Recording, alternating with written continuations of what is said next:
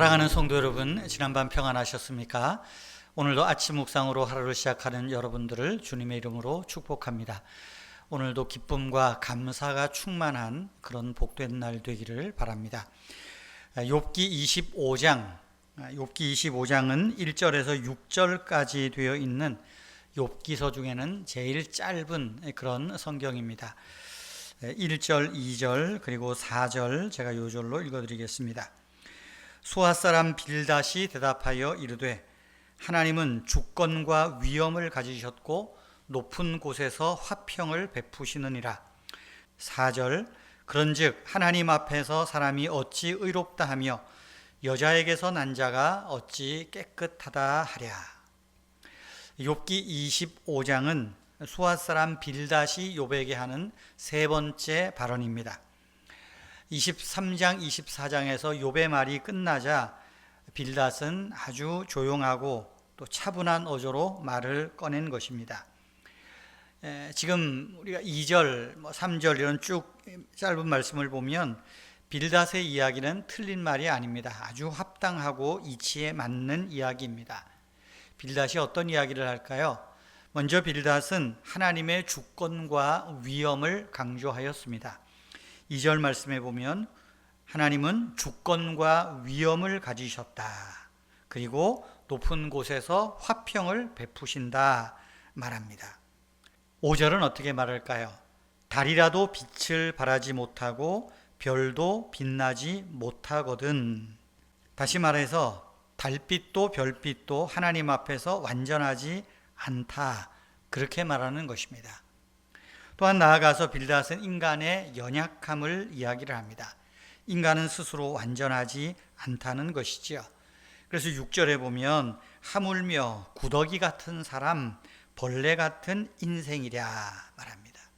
구더기 같은 사람, 벌레 같은 인생이라는 표현은 인간의 유한성과 죄성을 극단적으로 표현하는 말입니다. 이 말은 사람의 자존감을 낮추려는 것이 아니라 하나님 앞에서 인간이 얼마나 겸손해야 하는지, 왜 겸손해야 하는지를 강조하는 말이라고 생각을 합니다. 그러나 앞에서 지적한 것처럼 지금 빌닷, 수아 사람 빌닷이나 엘리바스나 이런 친구들의 말은 그 대상이 욥을 향하고 있다는 것입니다. 하나님이 온전하고 순전하여 하나님 경외하는 그 욥을 보고 기뻐하는 그 욥을 향하여 아주 이런 참 어떻게 보면 인간적으로 듣기는 괴로운 말들을 하고 있다 하는 것입니다. 그래서 이 친구들의 말은 욥의 고난은 욥이 아무리 신앙이 좋고 의롭다고 해도 틀림없이 죄에 대한 하나님의 형벌이다. 그렇게 논리를 이어가고 있는 것입니다. 그러나 여러분, 물론 하나님이 죄로 인한 형벌로 고난 주시는 것 있습니다. 맞습니다. 그런데 우리가 욥을 통해서 배우는 것은 무엇이겠습니까? 인간이 당하는 모든 고난 반드시 하나님의 형벌만은 아니다라는 것입니다. 예컨대 학력이 낮고 또 좀 대기업이 아니라 작은 그런 직장에 다니고 월 수입이 시원찮고 심지어 난치병에 걸리고 장애를 갖고 태어나는 것 하나님의 징벌 아니다.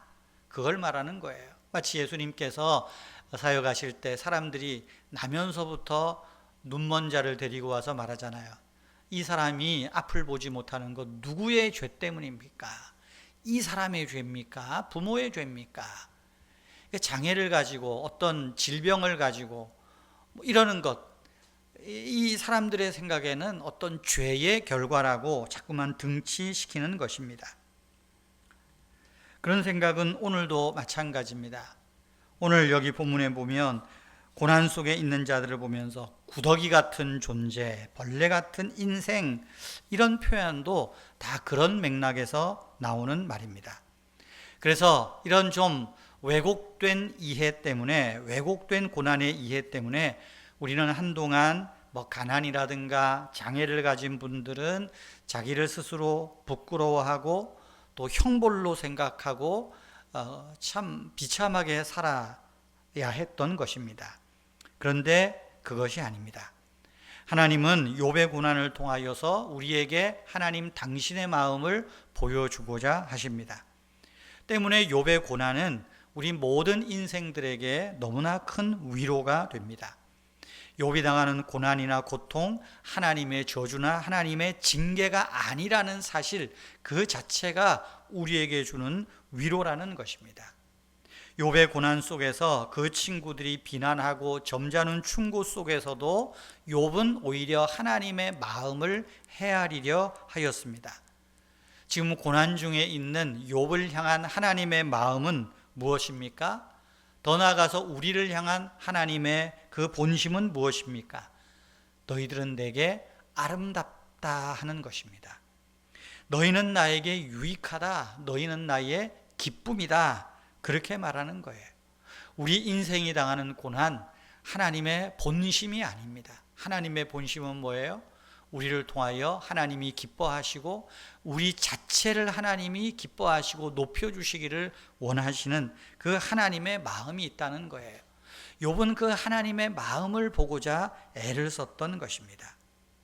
때문에 욥은 그의 고난 속에서도 하나님은 여전히 신뢰할 만한 분이요 믿고 의지할 만한 분이라고 고백하고 있는 것입니다. 성도 여러분, 우리를 더욱 아름답고 존귀하게 빚으시는 하나님의 마음, 그 하나님의 사랑을 기억합시다. 고난 속에서도 하나님의 마음을 살피는 지혜와 또 그 인내가 우리에게 요구됩니다.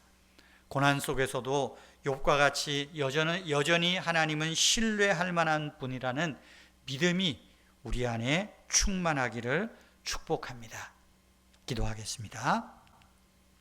하나님, 주님의 위대하심 앞에 저희가 얼마나 작은 존재임을 고백합니다. 주 하나님, 예수님의 은혜로 저희를 의롭다 하신 그 사랑을 기억합니다.